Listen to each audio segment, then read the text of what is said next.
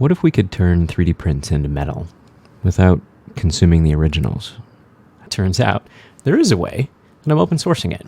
I'll skip most of the background, but even with a machining center, metal parts are painful. I've been working to fix that, and progress is coming together, so here it is. I'm going to hand wave some of the steps for now, but you start with the part that you want, and then you work your way outward. You design 3D printable match plates and flasks to produce multiples of whatever. Print the stack of patterns.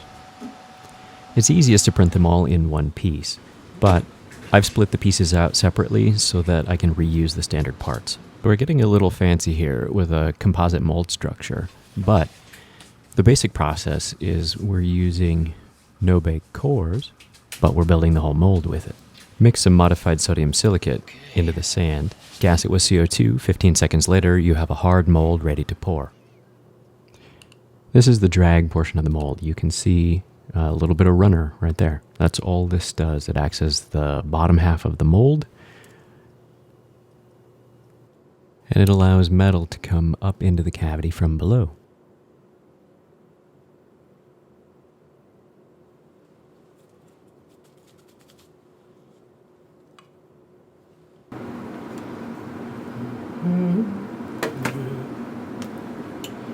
Alright, well, it doesn't look too bad for a parting surface.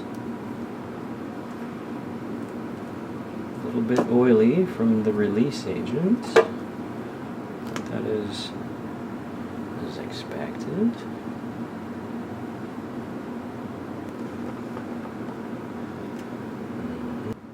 The sprue is tapered, but the actual part core has no taper. What we're doing right here is flexing it to get it out. Makes draft-free parts. You can see some of the corners have chipped off. There's an easy way to fix that, but I'm trying to keep this brief. These no-draft cores are relatively easy to make in most slicers using spiral mode. Now, this wouldn't be nearly as interesting without this alloy. On a mass basis, it costs less than PLA. It melts on an open burner hot plate with a little bit of an assist. And just as important, it's about as strong as gray cast iron. Here we assemble the mold. In this case, registration between the three layers, the cope, the cheek, and the drag, don't matter very much, so I've not included any registration keying. I'm just lining up the corners because there is no hub. And it doesn't so much matter if the sprue and the runner are misaligned. Now, we're hand assembling this right now, but the long-term aim is an automated foundry line built from parts produced in the process. And now, we weigh it down so that parts of the mold don't float when we pour it.